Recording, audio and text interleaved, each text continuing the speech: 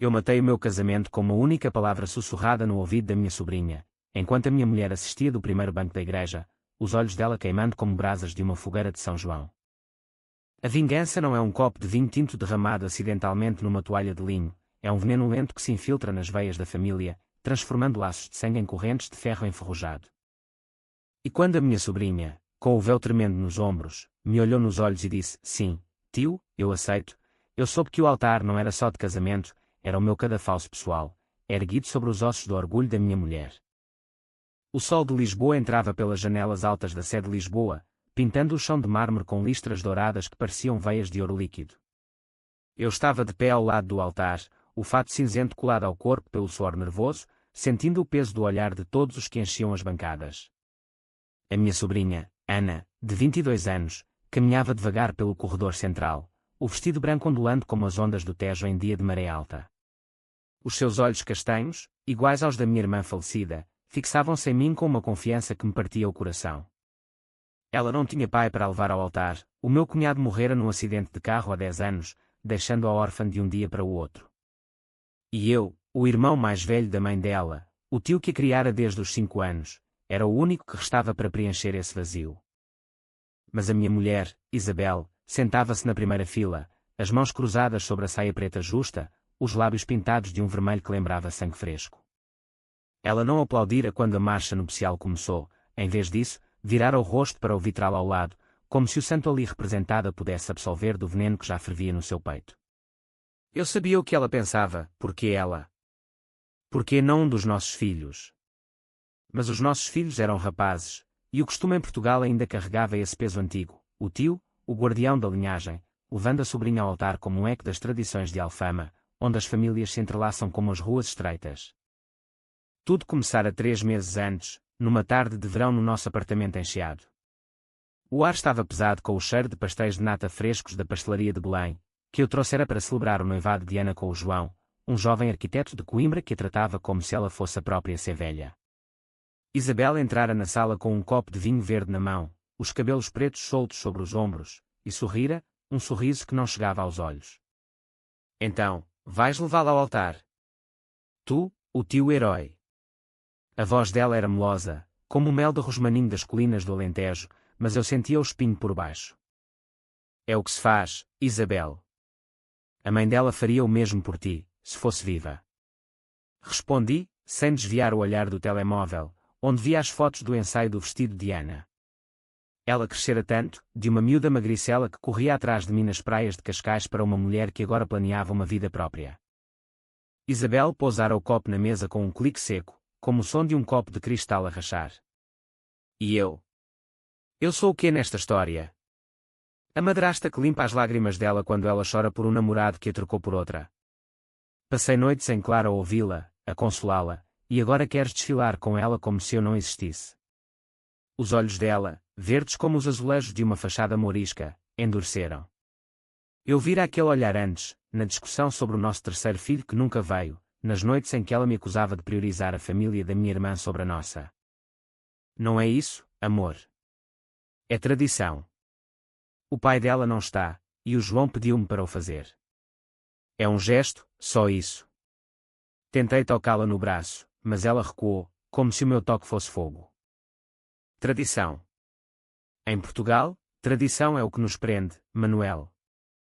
E eu não vou sentar-me ali a ver-te entregá-la a outro homem como se fosses o rei da família. Os nossos rapazes vão pensar que és fraco, que preferes o sangue da tua irmã ao teu próprio. As palavras dela caíam como pedras no Tejo, afundando devagar mas deixando ondas que me afogavam. Naquela noite, deitamos-nos de costas viradas, o silêncio entre nós mais espesso que a neblina do rio em manhã de inverno. Eu pensava em Ana, na forma como ela me abraçava depois da morte da mãe, chamando-me pai, em segredo, e no quanto Isabel se ressentira disso desde o início. Ela entrara na minha vida 5 anos depois do acidente, uma advogada ambiciosa de Porto, com pernas longas e uma risada que ecoava como fado nas tabernas de Alfama. Casámo-nos no Rossio, sob os arcos renascentistas, prometendo lealdade eterna. Mas o ressentimento dela por Ana era uma semente plantada no dia em que a miúda chegara para viver conosco, órfã e vulnerável. Dias viraram semanas, e o veneno espalhou-se. Isabel começou a cancelar jantares familiares, elegante trabalho no escritório de advocacia. Diz a Ana que lamento, mas o caso do banco não espera, murmurava ao telefone, enquanto eu via as mensagens dela para a mãe. Ele está obcecado com ela. Vai entregar a nossa família nas mãos de uma rapariga mimada. As minhas irmãs, a mais nova, ainda em Évora, ligavam-me, preocupadas. O que se passa com a Isabel? Ela anda a boicotar o casamento. Eu tentava apaziguar, cozinhando bacalhau à brás nas noites de domingo, servindo vinho do Douro para lubrificar as conversas. Mas Isabel sentava-se à cabeceira da mesa, os olhos fixos no prato, e quando Ana entrava na cozinha para ajudar, ela erguia a voz: cuidado com o azeite, não queremos manchas no teu vestido de noiva, pois não. O tom era cortante, como uma navalha de barbear em pele seca. Uma noite, após um copo ou mais de Porto Tawny, Isabel explodiu. Estávamos no balcão da cozinha, o cheiro de sardinha assada ainda no ar de um almoço de família. Tu amas mais ela do que a mim, admita. Desde que a trouxeste para casa, és o tio perfeito, o salvador. E eu? Eu sou a intrusa que paga as contas e aguenta as birras dela. Lágrimas escorriam pelo rosto dela, misturando-se com o rímel, deixando rastros negros como as sombras nas ruas de Moraria. Isabel, para. Ana é como uma filha para mim, mas tu és a minha mulher. O altar é só um momento. Abracei-a, sentindo o corpo dela rígido como uma estátua de mármore no chiado. Um momento. É o momento em que a entregas ao outro, como se eu não contasse. Os meus pais vão estar lá, Manuel. O meu pai, que me ensinou a ser forte, vai ver-te a escoltá-la, e vai pensar que eu sou invisível na nossa própria casa. Ela empurrou-me, os punhos cerrados. Não vou. Não assistirei a isso. As palavras dela ecoaram na minha mente como o sino da sé a badalar à meia-noite. Naquela noite, deitei-me acordado, ouvindo o tráfego distante da Avenida da Liberdade, e pela primeira vez, senti o ódio brotar, não contra ela, mas contra o abismo que o nosso amor se tornara. A família dividia-se devagar, como uma casa antiga em Lisboa rachando com um terremoto subtil. O ensaio do casamento aproximava-se, e Ana ligou-me, a voz trêmula pelo telefone: tio, a Isabel disse à minha avó que não vem. É verdade. Eu menti, dizendo que era o trabalho, mas o nó no estômago apertava-se. Em Portugal, as famílias são como oliveiras antigas, raízes entrelaçadas, mas fáceis de arrancar com uma enxada afiada. E Isabel empunhava a dela com precisão cirúrgica. O dia do ensaio chegou como uma tempestade de verão no Algarve, quente, opressivo, com trovões distantes que prometiam chuva. A igreja de São Roque, com os seus tetos barrocos pintados de azul e ouro, enchia-se de flores brancas e risos nervosos dos convidados. Eu chegara cedo, ajudando o padre a arrumar os bancos, sentindo o cheiro de incenso misturado com o perfume de jasmim que Ana adorava. Ela aparecera de braços abertos, o cabelo solto como as madeixas de trigo no Alentejo, e abraçara-me forte: obrigada por fazeres isto, tio. Sem ti, eu não saberia como. O João, ao lado dela, apertara-me a mão com firmeza, os olhos castanhos cheios de gratidão. É uma honra, Sr. Manuel. Ana fala tanto de si. Eu sorri, mas por dentro, o peso da ausência de Isabel caía como chumbo. Ela enviara uma mensagem seca de manhã: não posso. Reunião de emergência. Divirtam-se. Divirtam-se. Como se o casamento da minha sobrinha fosse uma festa de rua em Alfama, não o selo de uma nova vida. A família reuniu-se no átrio, a minha irmã mais nova, Teresa, de Évora, com os filhos pequenos correndo entre as pernas das tias, a avó Diana, viúva há 20 anos, com o rosário na mão e lágrimas nos olhos, primos de Coimbra que trouxeram queijos da serra e vinho verde gelado para o copo d'água pós-ensaio. Mas o lugar de Isabel estava vazio, uma cadeira solitária como um assento reservado para um fantasma. O ensaio correu mal desde o início. Quando chegou a minha vez de levar Ana pelo corredor, o padre sorriu e disse: agora, Manuel, imagine que é o dia. Estenda o braço. Ana pegou no meu, o véu de prova caindo-lhe suavemente sobre o ombro, e começámos a andar. Os passos ecoavam no silêncio da nave, e por um momento, foi perfeito, como se o tempo parasse, e eu revivesse o funeral da minha irmã, onde prometera a Ana que nunca a deixaria sozinha. Mas então, o telemóvel de alguém tocou, e era Isabel. Teresa atendeu, o rosto endurecendo. É Isabel. Diz que não aprova isto. que é uma vergonha para a família. O átrio explodiu em murmúrios. A avó Diana cruzou-se, resmungando, que disparate. A Isabel sempre invejou a miúda. Teresa desligou, furiosa. Ela disse que tu estás a usurpar o papel dela, Manuel. Como se ela fosse a mãe. Ana parou no meio do corredor, os olhos arregalados, e virou-se para mim. Tio, o que está a acontecer? Ela odeia-me tanto assim. O João puxou-a para si, mas o dano estava feito. O ensaio acabou em lágrimas, com a família dividida em fações, uns culpando Isabel pela frieza, outros sussurrando que eu priorizava o sangue da irmã sobre a mulher. Naquela noite, regressei a casa no chiado sob uma chuva fina que embaçava os vidros do carro. O apartamento estava escuro, só a luz da cozinha acesa como um farol falso. Isabel estava lá, de robe de seda, um copo de gin tónico na mão, os olhos inchados mas desafiadores. Como correu o teu grande momento? Perguntou, a voz rouca como um fado de Amália Rodrigues. Tu sabes como correu. Ligaste para sabotar. Sentei-me à mesa, o cansaço pesando como as pedras das calçadas lisboetas. Eu disse a verdade. Aquela rapariga acha que és o pai dela, e tu alimentas isso. Os nossos filhos vêem-na como uma princesa, e eu? Eu sou a vilã que trabalha para pagar a escola dela. Ela atirou o copo contra a parede, o vidro estilhaçando-se como o nosso casamento. Gritos ecoaram pela noite, vizinhos batendo nas paredes finas. Tu és a madrasta, Isabel. Nunca foste a mãe dela, mas tentaste. Agora, invejas o laço que temos. As palavras saíram afiadas, cortando o ar. Ela riu, um riso amargo como azeite virgem engolido puro. Laço. É obsessão. Lembras-te da noite em que ela tinha 16 anos, e tu ficaste com ela no hospital depois da apendicite? Eu cuidei dos nossos rapazes sozinha, e quando voltei, encontrava-te a dormir ao lado dela, a mão na dela. Parecias um amante, não um tio. O choque gelou-me o sangue. Estás louca? Ela é família. Mas as sementes da dúvida plantaram-se. Naquela noite, deitamos-nos em camas separadas pela primeira vez em anos, eu no sofá da sala, ela no quarto, o silêncio pontuado pelo gotejar da chuva no parapeito. Os dias seguintes foram um vórtice de chamadas e mensagens. Teresa ligava de Évora, a família está a rachar, Manuel. A avó não fala com a Isabel desde o ensaio. Ana enviava fotos do vestido, mas com legendas tristes, sinto falta da tia Isabel. Ela vai mudar de ideias, não vai. E os nossos filhos, o Miguel de 18 e o Pedro de 15, olhavam-me à mesa do pequeno almoço com olhos acusadores. A mãe está zangada por tua causa, pai. Diz que és egoísta.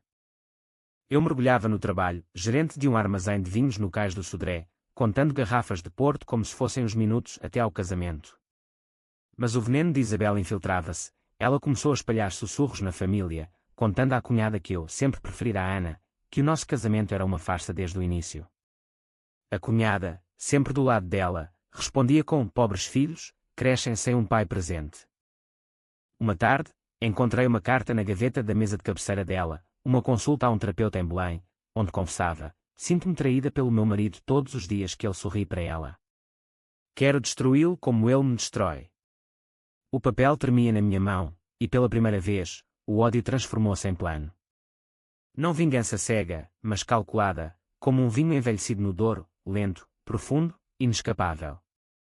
Comecei a documentar tudo, mensagens, chamadas, as noites em que ela saía para desabafar com amigas, que eu sabia serem ex-colegas de advocacia, homens com olhares demasiado demorados nas festas de Natal. Portugal é uma nação de segredos, onde as traições se sussurram nos cafés de Lisboa, e eu aprenderia a escutar. O casamento aproximava-se, e com ele, a fratura. Ana ligou-me em pânico. Tio, a Isabel convenceu a avó a não vir. Diz que é uma vergonha. O nó apertou-se, e eu jurei, se ela queria guerra familiar, eu daria-lhe uma que a faria questionar cada laço que um dia chamáramos amor. O calor de agosto em Lisboa era sufocante, como um abraço de um amante ciumento que não solta. O Tejo brilhava lá embaixo, do nosso terraço no chiado, mas dentro de casa, o ar era espesso de acusações não ditas. Eu acordava cedo, antes do sol nascente pintar os telhados de vermelho, e ia para a cozinha preparar café forte, o cheiro misturando-se com o das bolachas Maria que os rapazes adoravam. Mas Isabel já não se juntava a mim, em vez disso, saía para o ginásio em baixa, voltando com o cabelo molhado e um sorriso forçado para os filhos. Os rapazes sentiam a tensão como um terremoto subtil. O Miguel, com os seus fones nos ouvidos e sonhos de universidade em Coimbra, perguntava à mesa: "Mãe, por que não vais ao casamento da Ana? Ela é prima." Isabel respondia com um suspiro teatral: "Porque o teu pai acha que sou dispensável, meu amor. Ele prefere brilhar ao lado dela." O Pedro, mais novo, olhava para mim com olhos grandes: "És mau, pai. A Ana chora por tua causa." Cada palavra era uma faca, torcida devagar. Eu tentava contrabalançar com passeios, levava-os ao oceanário, onde os tubarões nadavam em círculos eternos, ou ao castelo de São Jorge, contando histórias de mouros e cristãos para distrair das guerras modernas. Mas o veneno de Isabel chegava até lá, uma mensagem para o Miguel: "O teu pai mente-te. Ele ama mais a prima do que a nós." A família estendia-se como as videiras no Douro, ramificações em todas as direções. Isabel cortava-as uma a uma. A avó de Ana, em Cascais, ligou-me uma manhã: "Manuel, a tua mulher telefonou. Disse que tu e a Ana têm um laço impróprio. Que eu devia impedir o altar para proteger a miúda." A voz dela tremia, e quando o rosário que martelava nas mãos enrugadas. "É mentira, avó. Isabel está magoada, só isso." Mas a dúvida instalara-se. Teresa, de Évora, veio a Lisboa para um confronto. Sentámo-nos no café à brasileira, o busto de Fernando Pessoa a julgar-nos do canto, e ela disse: "Irmão, a Isabel está a espalhar que tu foste amante da nossa irmã antes de morrer. Que por isso a criaste. É doentio." As palavras bateram como um murro no estômago. Eu neguei, furioso, mas o sussurro espalhara-se: primos em Coimbra boicotavam o casamento, tias em Porto enviavam mensagens de preocupação. Eu mergulhava na memória para ancorar-me.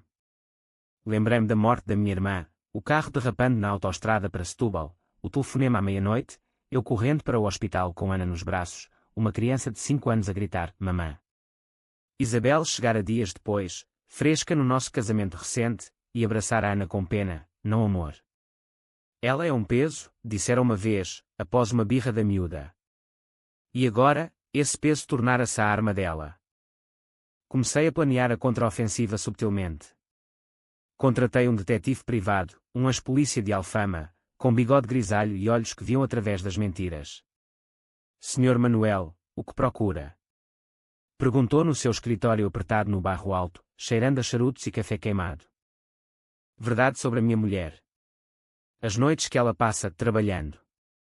Ele assentiu, e dias depois, as fotos chegaram: Isabel num restaurante em Alcântara, rindo com um colega de advocacia, as mãos dele no joelho dela sob a mesa. Não era prova de adultério, ainda, mas de traição emocional, o tipo que corrói como sal no mar. Confrontei-a numa noite de quinta, após os rapazes adormecerem. Mostrei as fotos no telemóvel, a luz azul iluminando o rosto dela como um fantasma. "Explica isto, Isabel." Ela riu, mas os olhos traíam o pânico. "Amigos, Manuel. Tu vês fantasmas porque te sentes culpado por ela." "Culpado? Por ser um tio decente." A voz minha subiu, e quando pelas paredes forradas de azulejos. "Decente? Tu dormes com a foto dela na carteira, desde que ela era criança. Eu vejo-te a olhares para ela nos jantares, como se fosse a única mulher no mundo." As palavras dela eram veneno puro, destilado de anos de ressentimento. Discutimos até o amanhecer, vozes roucas como fadistas exaustos. Ela confessou: "Enfim, eu queria um bebê menina, Manuel. Alguém para mim. Mas tu deste todo o amor à Ana. Eu sou a segunda escolha." O coração dela sangrava, e por um momento, compaixão surgiu.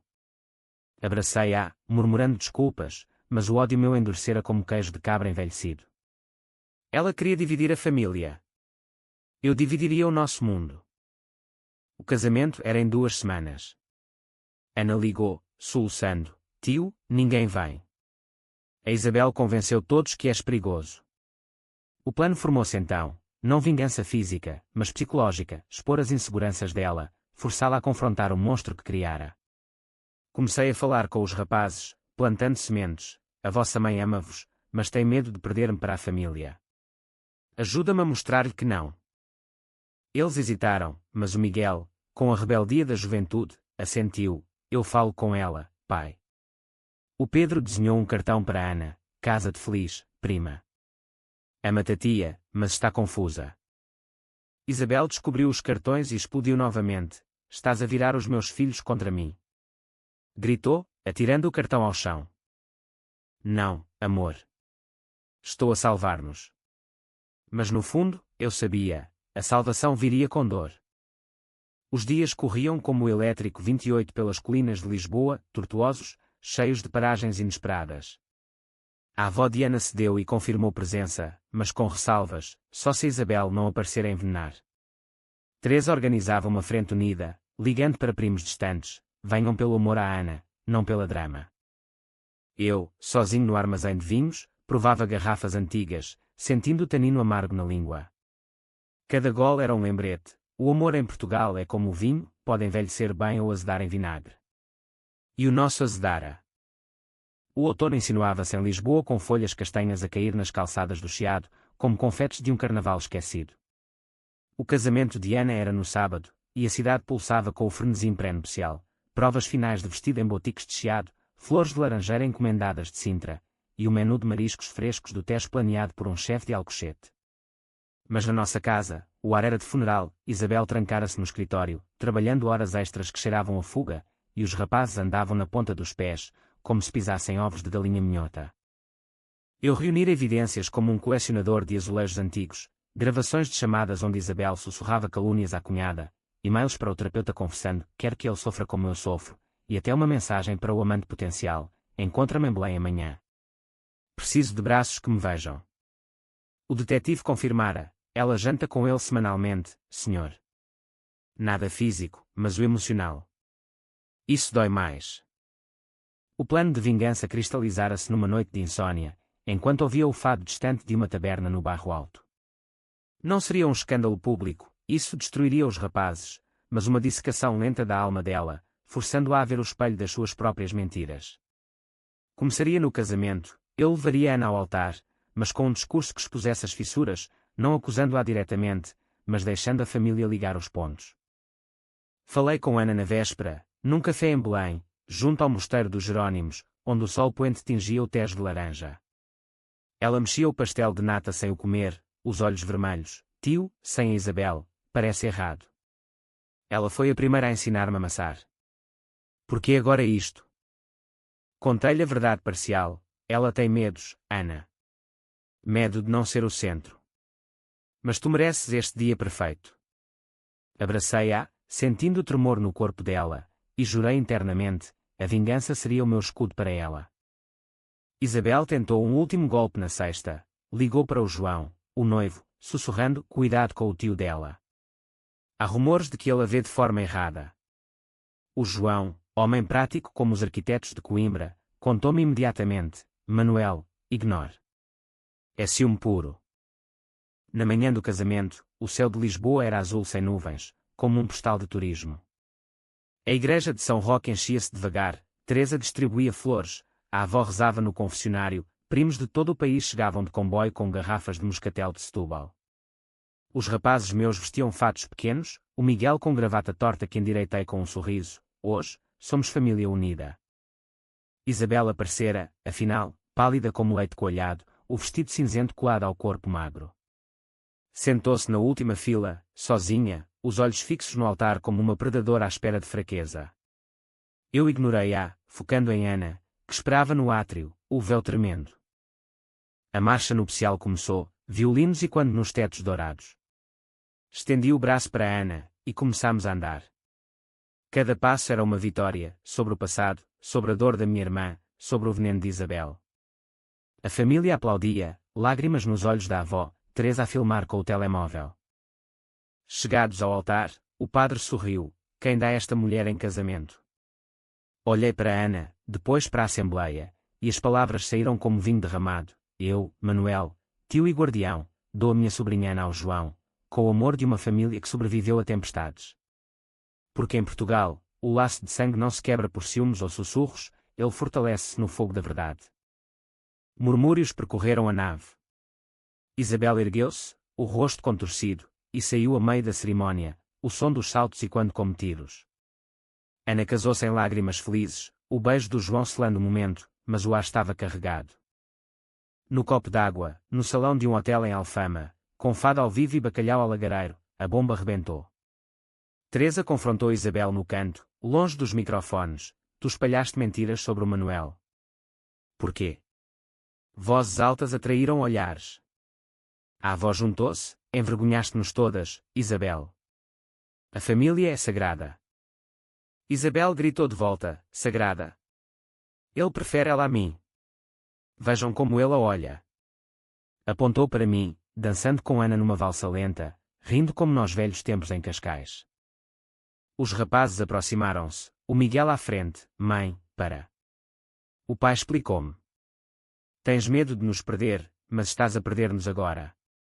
O Pedro entregou-lhe o cartão amassado. Ama-nos, mãe. Como a Ana. Ela desabou numa cadeira, soluçando, o maquilhagem escorrendo como chuva em azulejos. Eu aproximei-me, a vingança completa no peito, não eu que a humilhara, mas as consequências das ações dela. Isabel, isto acaba aqui. Ou reconstróis, ou perdes tudo. Ela olhou-me, os olhos verdes quebrados. O que queres de mim? A verdade.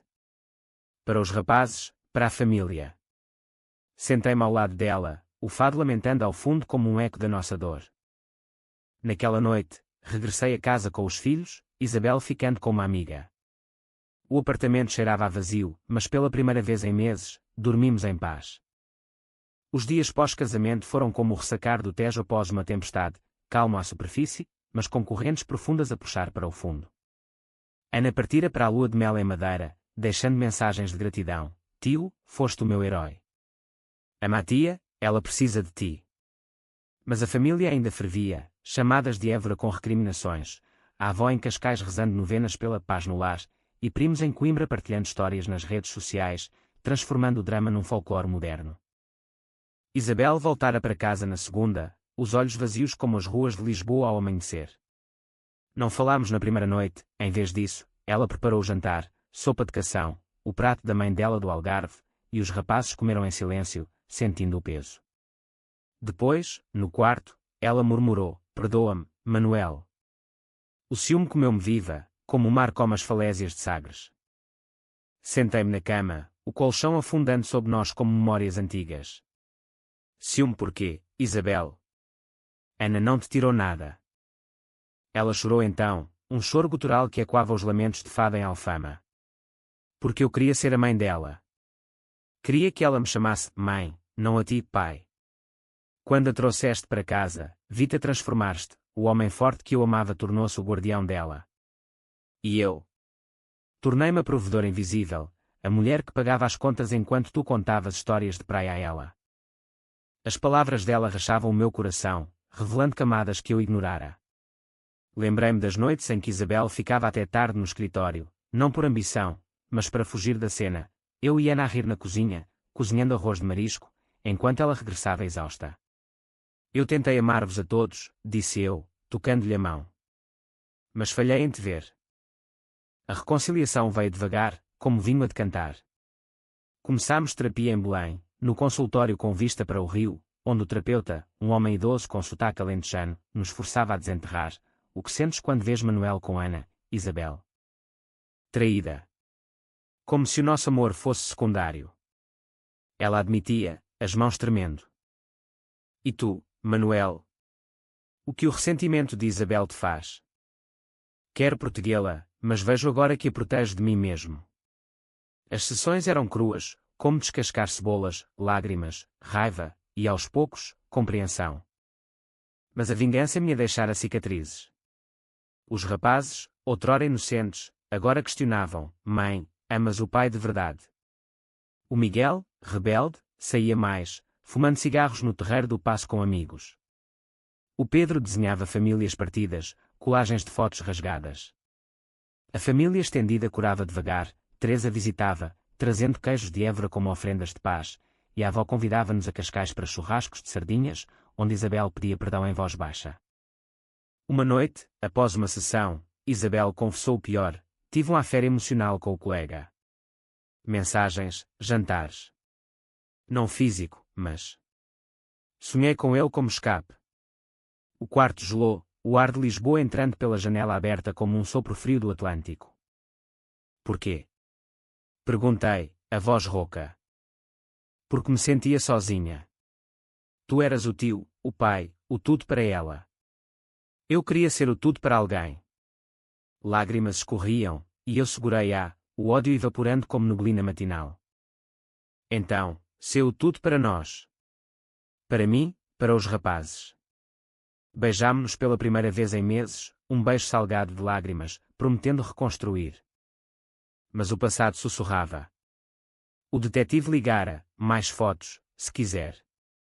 Ela ainda contacta-o. Eu deletei a mensagem, escolhendo o perdão sobre a destruição total.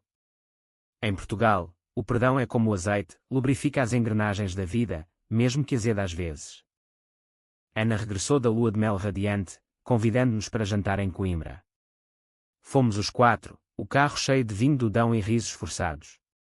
No restaurante à beira do Mondego, Ana abraçou Isabel. Obrigada por teres vindo ao casamento, no final. Significou tudo. Isabel corou, os olhos brilhando. Eu errei. Perdoa-me, Ana. O abraço delas foi o primeiro passo real, duas mulheres, unidas pelo homem que as amava, curando feridas. Mas à noite, no hotel, Isabel sussurrou, sente-se ainda raiva, Manuel. Sim. Mas transformo-a em amor. E era verdade, a vingança me libertara, mas o amor nos reconstruiria. O inverno instalou-se em Lisboa como um manto cinzento, com chuvas que lavavam as ruas de Alfama, deixando o ar fresco de eucalipto e mar. 6 meses após o casamento de Ana, a nossa vida reassentava-se como as pedras das calçadas após reparos, irregular, mas sólida. Isabel deixara o escritório de advocacia para um horário flexível, passando tardes com os rapazes no Parque Eduardo VII, jogando à bola sob o céu nublado.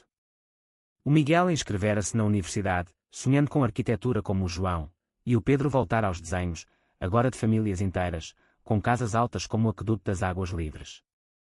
A terapia continuara, transformando-se em conversas à mesa do jantar, sobre medos, sobre o que o casamento de Ana revelara, que o amor não é posse, mas partilha.